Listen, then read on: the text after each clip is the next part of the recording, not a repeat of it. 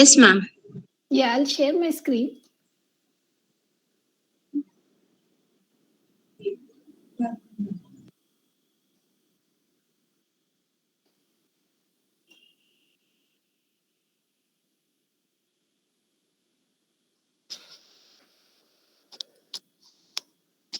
Yeah. So today's session is divided into 5 parts. Before I start the session, it's my honor and privilege to be part of this FTP program.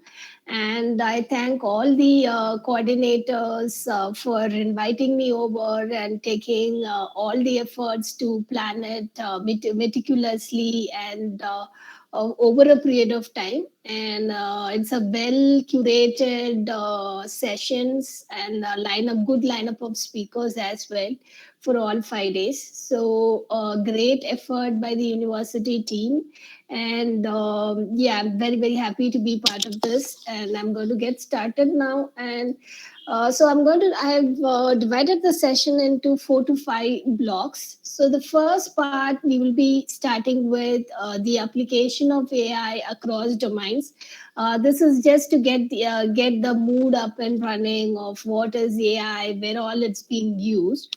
Once we cover this, I'll open up for 5 to 10 minutes of short questionnaire, and then we will, after covering the applications, we will be moving to the foundational concepts in data science, where I'll be going through a few definitions and main parts of machine learning and all that. And again, after the second part is over, I'll open up for 5 to 10 minutes of questions. Then we'll move on to careers in data science, where what are the most commonly used roles in data science market today, and what each role means, and how can you transition yourself into data science career. And post that, I'll move on to Kaggle. And Kaggle is the worldwide community for data scientists. I'll give a short overview of it, and post that I'll also, if time permits, I'm not sure how much I can cover on 2.5 hours, but if time permits, I'll also take a use case. I'll not go through the code because only today afternoon, you have the Python and all that. And so I'll just give you an overview of what each block does, so even a non-technical person can understand it. And to just give you an end-to-end overview of what a problem looks like, what a machine learning problem looks like, and how solving a machine learning problem looks like end to end. So that is, if time permits. I'm not sure how much I can cover in 2.5 hours. So this is the plan. If time permits, I'll be able to cover all of it, or at least 3 to 4 of what is in the agenda. So now let's quickly get started. So the first part is applications of AI across domains. And so let's quickly look at some of the commonly used applications across AI and across domains. It's very important, as the Vice Chancellor ma'am rightly pointed out. It's a lot of civil engineering guys, a lot of production engineering, a lot of these people actually use AI. If you see a lot of medical practitioners, a lot of doctors use AI. There are a lot of doctors who are transitioning into AI right now. So there are some doctors from Kerala who are based out of Bangalore right now. I think it is Cloud. I forgot the full name. I think before the session ends, I'll say you the name. There are a couple of doctors. He's based out of Kerala. And so he has completed his MD from US, worked at emergency care for 5 to 6 years. And then he has come and he has started a data science based startup, which offers emergency services, which is based on data science. So there are a lot of people in the other domains who are actually transitioning into data science, be it chemical engineers or production engineers or mechanical or civil engineers. These are people, as ma'am rightly pointed out, these are people who use more of data science than the computer science people. And let's see some of the AI applications across domains. The purpose why I had put this slide is two reasons. A lot of people, say, I'm doing data science, reach out to me and they say, I'm learning data science, I want to know what are the projects I want to do. I'm learning data science course here or there or somewhere they used to mention, and they say I want to know what all projects are there, what all domains where I can do projects. There's so many questions which comes often to me, and so that is one of the main motivational reason for me to include this before getting started with the foundations of data science. So you get a clear idea of where all domains data science is currently being used, and some of the examples as well, so that when you complete your 5-day FDP, you can take some of these use cases, or and start working on some real world projects. No matter how much theory you have, it is more important, project is what matters on your resume. So the real world use cases, the real world problem statements you have solved, and that is what will add value to your resume, not the number of certifications or courses you have done. With that introduction, let's get started to the actual topic. So the first use case here is RSNA STR, pulmonary embolism detection. So what is pulmonary embolism? So if you see, pulmonary embolism is a blockage in the arteries. So I think lungs will be the focus of attention for everyone. Would have one organ where everyone would have paid attention in the last 2 years is lungs. For sure, COVID-19 has made sure we put all our attention to one organ of our body, which is lungs. So this is again a problem with the lungs. So if you get a blockage of arteries in your lungs, this particular condition is called pulmonary embolism. And to detect this pulmonary embolism, you actually do something called pulmonary angiography, which is the common mechanism which is used for detecting pulmonary embolism, and where you require hundreds of scans, and the radiologist has to manually sit and go through all these scans to find the pulmonary embolism in the CT scans. This is going to be a very, very time consuming effort for the radiologist. And secondly, there is a shortage of radiologists in the country as well. So there is generally a shortage of doctor itself. Specialized doctor is even more shortage. The ratio of doctor to patient ratio in India is very, very less. And the only way we can come across, and also you see a lot of majority of the population of the India are in middle class, lower middle class, and the below the poverty line. A lot of people below the poverty line, how will they afford a radiologist fees? Or in rural centers, none of the doctors, there's a, I'm not sure of the rules in the other states. In Tamil Nadu, there are some rules like you have a mandate to go to the rural cities and work as a doctor and all that. Some mandate is there, but none of the people are interested to go and visit and work in rural cities and villages. And so these kind of city villages and the remote places in India don't have the kind of medical facilities which a city or urban place has. And so they don't have the facilities, and they many of the rural remote cities don't have the money also. The people don't have the money. And even if they have a money, there is another problem which is there. So getting a specialist appointment is not easy. I have personally faced this. When you have to get a neurosurgeon appointment and all in CMC, Vellore is one of the good institutes in Vellore. And you have to wait for 1 month. And even with influence or whatever, you have to wait for minimum of 2 weeks, things like that. And so the appointment, by the time the people wait for 1 month itself, they'll die off in that time. And so there are a lot of problems surrounding healthcare in our country, and application of AI in such problems can resolve those existing problems. And for example, if you can develop a cost effective AI based solution, which the government is spending, allotting huge crores of money for healthcare and other in the budget. There is a huge allotment of money for different causes. Healthcare has a huge allotment of money as well. So you can deploy a cost effective AI based solution in all the remote parts of the India. And so where the citizens can go and diagnose it themselves, because to use these AI based applications you don't require medical knowledge. All you have to need is take pictures and upload it, and you can diagnose it yourself. And if you feel if the result shows you are at the critical stage and stuff, then you can travel to the city and get a specialist appointment. So this is some of the cheap and cost effective ways of getting diagnosis. And so this is where AI, this is one of the use cases where AI can really help, and particularly in a developing country like India.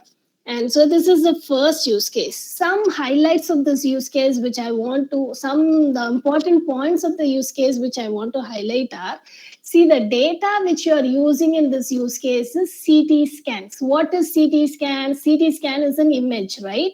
Image. So this is an image data. So data comes in various forms. You have tabular data, which is CSV. You have CSV files, which is tabular data, and you have audio data. You have the video data, and you also have the image data. You have the text data, which is natural language processing and all that. And this is an image data. You have CT scans as your data, which is the image data. And so generally the problem, you will be using deep learning for computer vision to solve this problem statement. So this is the first use case, RSNA SCR, pulmonary embolism detection.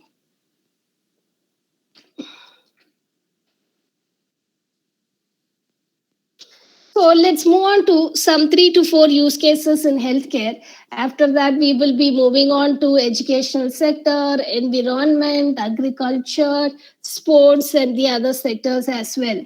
So the second important application is in the COVID vaccine. I think right now everyone will be knowing in and out of the drugs which has come out, and what drug to go, what vaccine to go for, and all that. And this is the mRNA vaccine degradation prediction problem, open vaccine mRNA vaccine degradation prediction problem. And this particular thing is a problem statement from the Stanford University. So there are several vaccines which has come out, and different vaccines has been evaluated and tested based on different procedural norms. But there is a research group in Stanford University which uses this gaming technology, animations, and all that to simulate solutions for different kinds of problems, not necessarily COVID. They have used these gaming technologies to simulate the solutions for different kinds of real world problems. And after the pandemic struck, they used the same technologies to simulate the solution for COVID vaccine. In that, what they found was our mRNA vaccines which are on the form related to mRNA vaccines are which have the mRNA as the basis, are very effective compared to the other forms of the vaccines. This is what they figured out using their research. But when it is proved that this is one of the best forms of vaccine, what is stopping them from going to mass production? And you can ship it across the world as well. What is it stopping them, and why haven't they done that? The reason is mRNA also has some disadvantage. It will start degrading very quickly. So if it is getting manufactured in Stanford University, by the time it reaches India or other remote countries, it would have degraded completely and it will go useless if it's degraded. So it is very important. You should identify if there are any cuts or something like that, small cuts, the degradation would start happening. So you'll have to identify these things beforehand. So these is again a machine learning problem. But the data, if you say here is a tabular data, so this is you can either use machine learning or deep learning for tabular data. So this is a different kind of data compared to the previous problem statement where we had the image data. So data comes in various forms. So we have covered the second use case in healthcare. Now let's move on to the third use case. This is mechanism of action prediction. So, what is mechanism of action prediction? And mechanism of action prediction, this is a drug discovery use case. What is drug discovery? So, almost everyone present in this FDV program would have taken some tablet or the other in your life, right? So, the most commonly formed tablet is paracetamol. You, as say, mentioned paracetamol, each and every one of you will be knowing that tablet. So, all these tablets like paracetamol and these other fever tablets and all that were developed long back.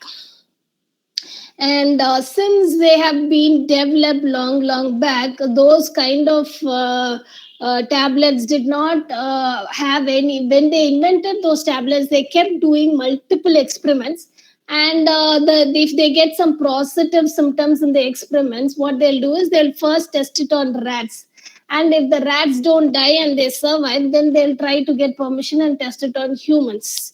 And then if the humans also survive and everything goes well without any side effects, then they'll make it, then they have to wait for years of approval and they'll make it public. This was the standard procedure for drug discovery years back. That is, scientists used to keep doing experiments in labs, and out of serendipity someday they would have a eureka moment where they have discovered the drug, things like that. But this is no longer the case. After AI has come, the drug discovery mechanisms have changed tremendously. We no longer do continuous experiments, keep doing it until someday we have eureka moment. All that has gone. Now all the drug discovery is happening using AI. And most importantly, more than AI, it is more based on the biological mechanisms. First, you take any disease, it could be whatever, COVID, or it could be tuberculosis, or it could be ulcer, or it could be cancer, or whatever it is the disease. You will have to find the protein target. First step for them is to find the protein target associated with the disease.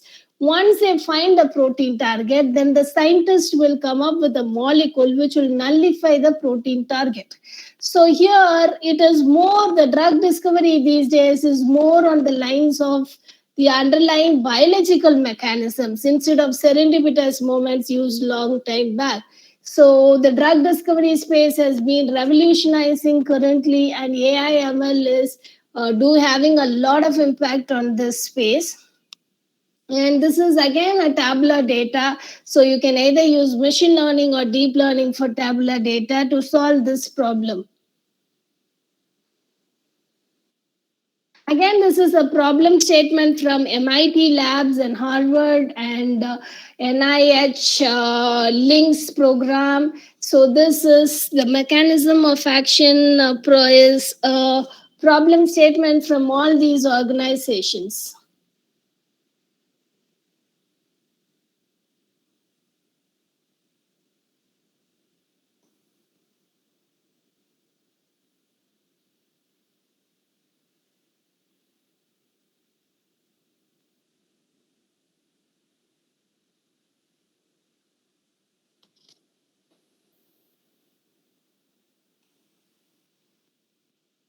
All right.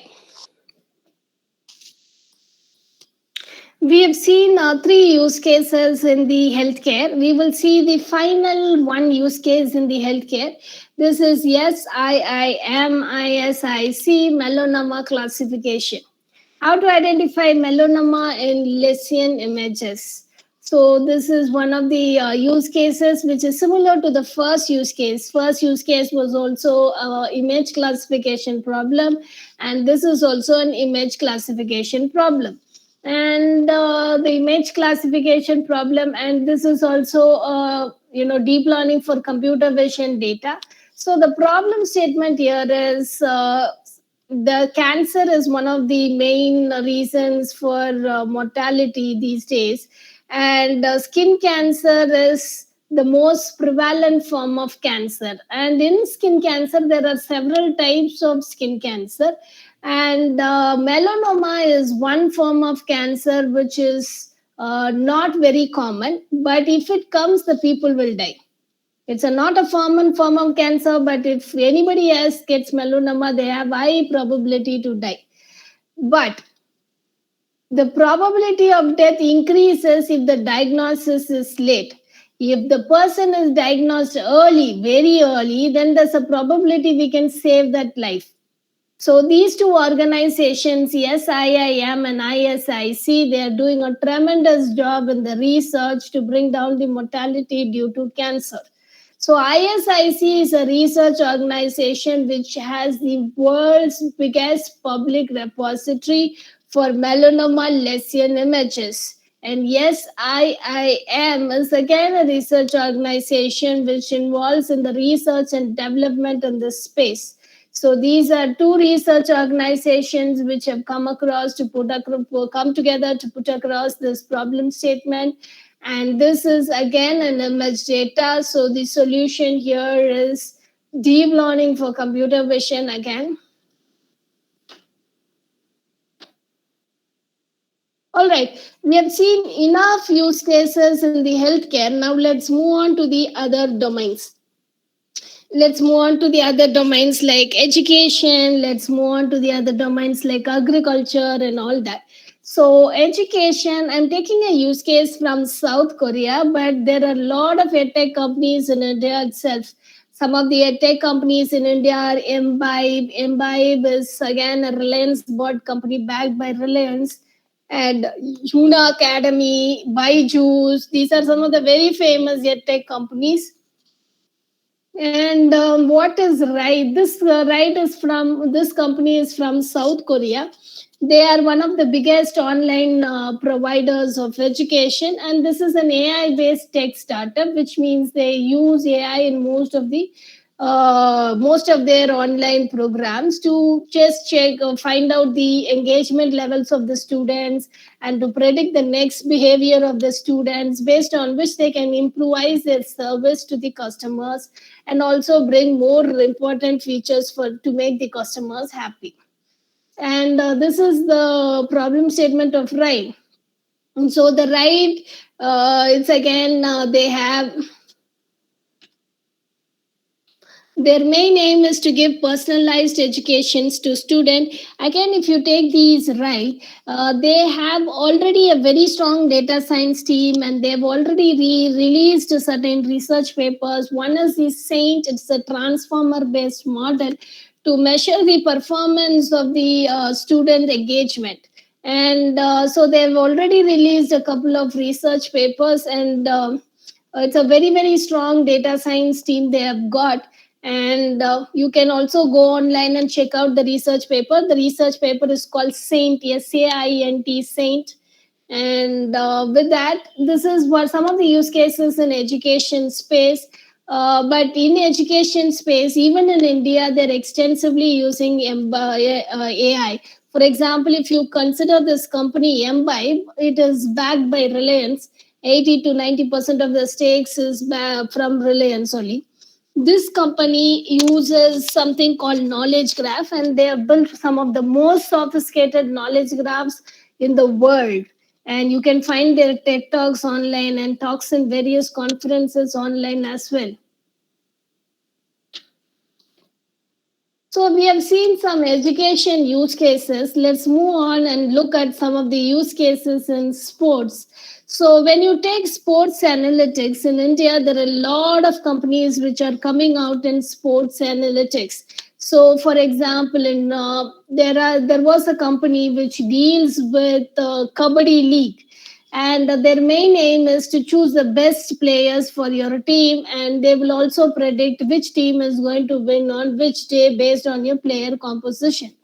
And so this company is called Kabaddi Ada. You can also check out them in the YouTube and all that. And this is not the only case for sports. If you see, it is also used in IPL. So IPL, I think, is famous, and everyone is be more interested in knowing about IPL. So IPL, even the player selection happens through data science, and even the bets. If you whenever you take IPL and all these cricket matches, there's a lot of match fixing and all this thing. there's high probability these guys might also be using AI to make predictions, and then betting on the safest teams as well. We don't know all that, but there's a probability. And so AI is extensively used in all these form of games. But in the use case which I have in the slide, AI is used to based on the helmet. It's for the NFL league, and so this NFL is very famous in US. And based on the presence or absence of helmet, you can actually detect players injury. So this was one of the use cases from there. This NFL has given the contract to Amazon Web Services. So Amazon Web Service has put together as a competition, and this was one of the use cases for sports analytics.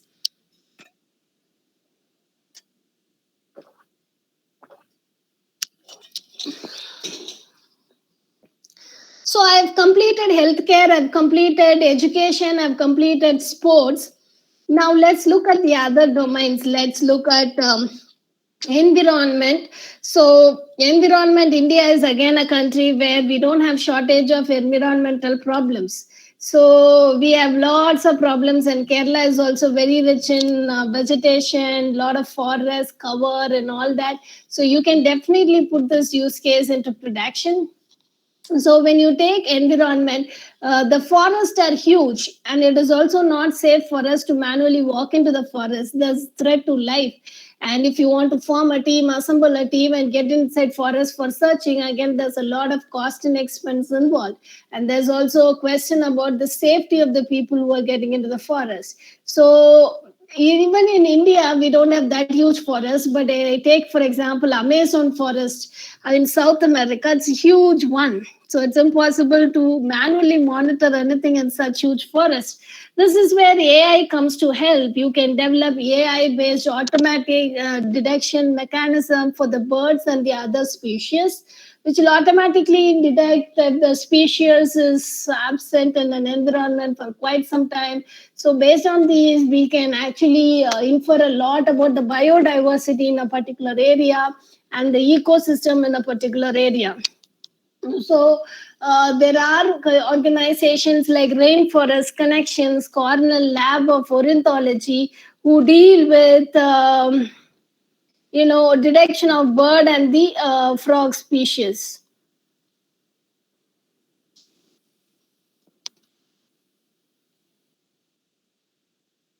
So we have also seen some environment-based use case. Again, one important point which you need to understand here is the data.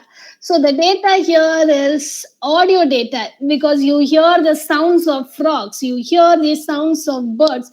So it is an audio data. Again, this can be solved using deep learning for computer vision. So these audio data will be converted to images, and it will be solved as a deep learning for computer vision problem.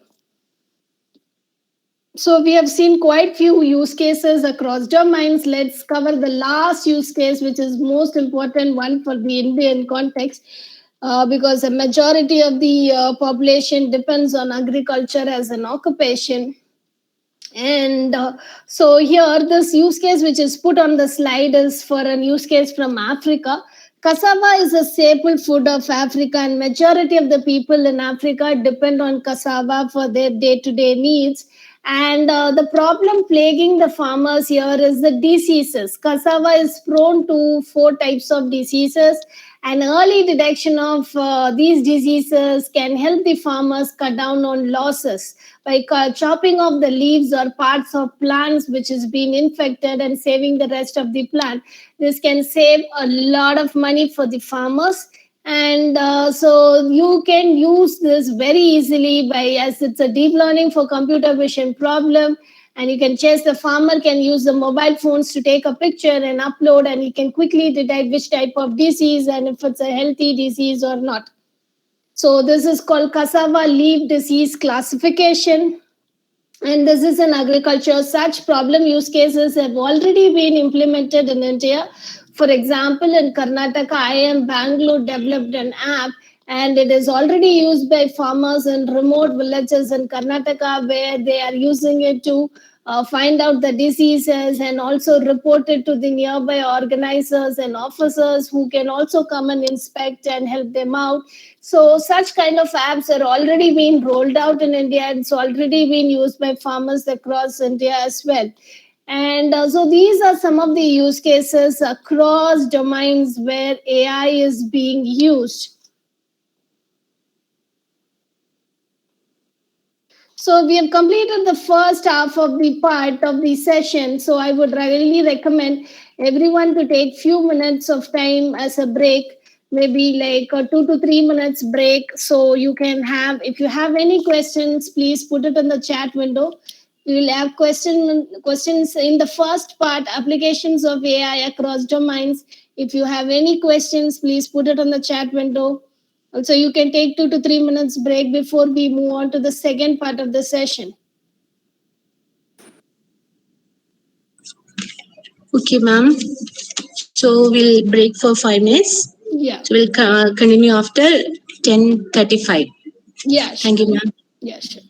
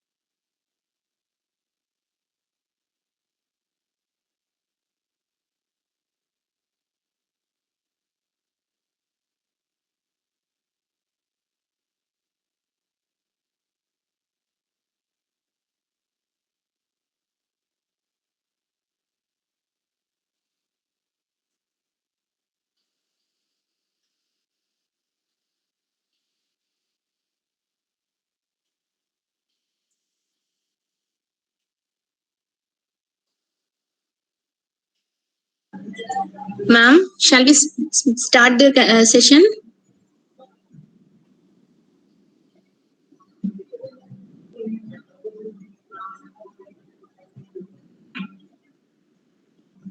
No, ma'am.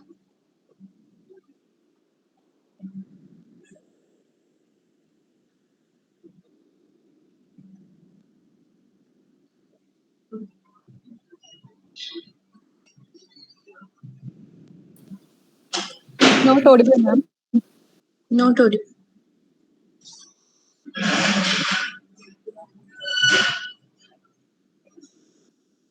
Okay, ma'am.